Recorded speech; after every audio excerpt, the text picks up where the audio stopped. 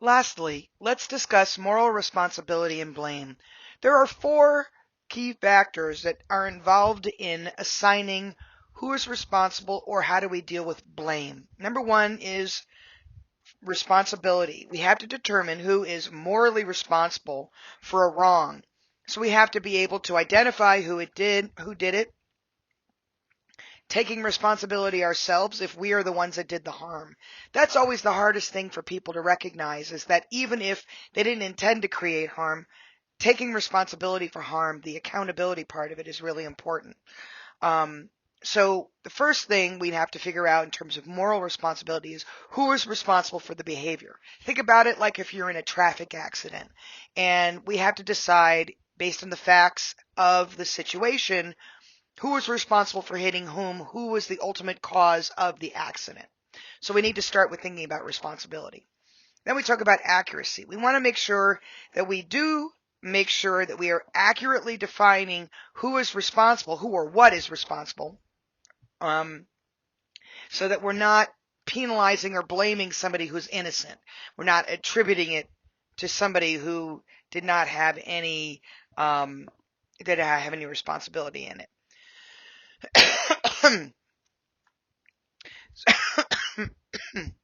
Excuse me.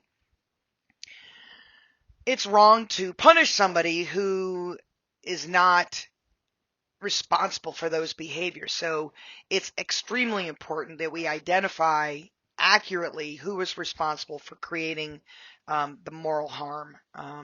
And so being able to do that means that we've got to do a good investigation, that we've got to get all the facts, that we try to find support for all the information that we have and all the positions that we have to make sure that we are accurately representing what happened and who was responsible. Also, we want to make sure we're dealing with the appropriate emotions. And that what that basically means is if you are not responsible for this, you shouldn't feel guilt, right?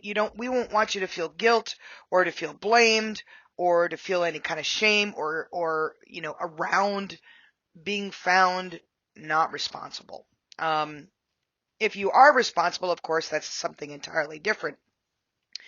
If something's an accident, of course, we want people to take on responsibility for causing an accident, and they have to own that. It's okay to feel bad in that circumstance. It's okay to own that we made an error, and that we're going to fix it and not repeat that error again. But we don't want people feeling guilty for something that they didn't do, or to feel no remorse when they actually should be feeling remorse for something. There's a difference between intentional and purposeful actions, which is really what we're talking about with respect to moral standards and ethical violations, versus something that was not intentional and it was an accident, and how we should feel around that would be entirely different. Lastly is this notion of accountability, and making sure that we're not rationalizing and engaging in those rationalizations that we talked about previously, where we make excuses or we deflect attention. But the most important thing is holding ourselves accountable, after we recognize that we were the cause for the harm. And that, of course, is always among the hardest things for people to do. So when is a person morally responsible? Well, it basically comes down to three major issues: causality, knowledge, and freedom. Causality, meaning the person caused or helped cause something, or failed or failed to do it when he or she could have or should have done something. So it's not just acts that you do, but it's acts that you don't do that also can create harm and causality. So if you were supposed to do something and you didn't, that can cause a harm, or you were not supposed to do something and you did, that can also cause a harm. Next is knowledge. Did you intentionally and knowingly do what you did? Now, it's one thing if you accidentally tripped on something and that switched a switch and it turned something on and it hurt somebody. It's a very different thing than knowing intentionally that you were doing something and knowing intentionally that it was wrong. And then lastly, freedom or free will. did you do it of your own free will, or were you coerced? Did somebody say, if you don't do this, I will fire you, or if you don't do this, I will report you to the authorities for some other indiscretion that you engaged in?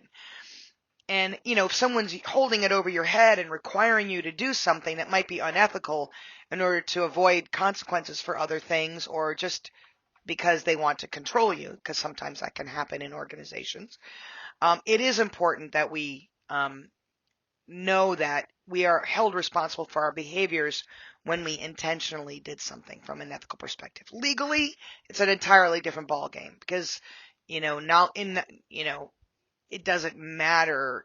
Even unintentionally, we can still create harm from a legal perspective. What we're talking about here is not legal. It's talking about ethical and ethical responsibility.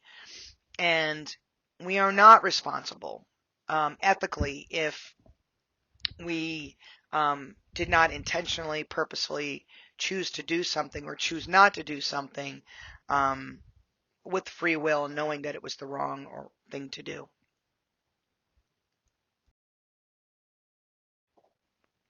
What sorts of things mitigate responsibility for moral standards? Number one, if you've had a minimal contribution, then obviously you're not going to be held to the same standard as somebody who was really instrumental in the moral failing, whatever that would be, whatever the unethical behavior was.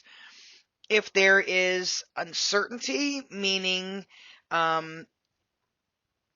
the situation left them with uncertainty. They were just doing the best they could in the circumstances. And it wasn't clear what was the right choice to make, then that could also work. And of course, that means people need to be more knowledgeable, but there are oftentimes things that happen in uncertain circumstances that we're just not aware of. And then lastly, difficulty. If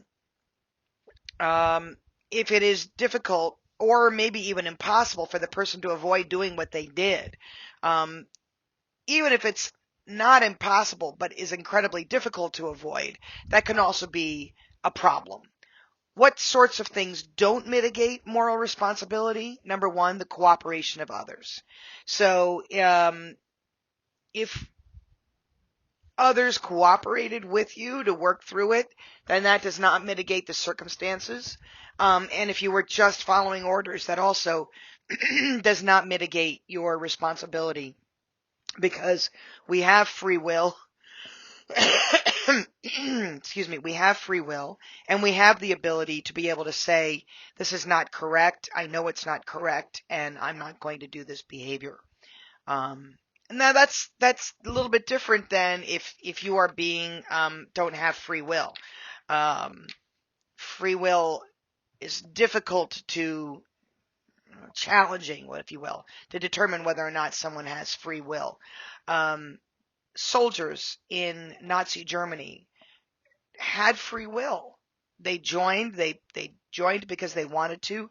They made decisions otherwise. But who did not have free will? Enslaved people didn't have free will in those sort of circumstances. So if you were simply saying, well, I was just following orders, I'm not responsible because somebody just ordered me to do it, you could have walked away and not done it. Now, you might have had some challenges, but nonetheless, that's important to differentiate.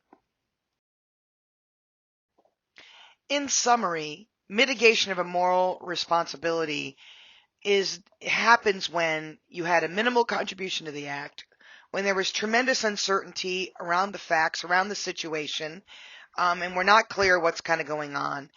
And then if you are coerced or threatened to do something where you don't have free will, and when the wrong is not very serious, that can mitigate it. The more serious the wrong, the less so those other factors can mitigate it. So it is about taking responsibility, but also we recognize there are circumstances under which someone may not be responsible for an unethical behavior. Doesn't mean that it's not a bad behavior, but it doesn't mean that we have moral responsibility for it and that we have blame to attach with consequences. Lastly, the responsibility for corporate actions. corporate moral responsibility really comes down to the individuals in the organization, and what they do. And it has nothing really to do, less so to do with the corporation, although the corporation itself can take on punishment and consequences for the behaviors of the individuals. But remember, corporations are not moral actors. The individuals in the corporation are. So it is the individuals in the organization who have the fiscal responsibility or the fiduciary responsibility for the organization that are taking on those responsibilities. Um, Yes, that's it. Have a good day.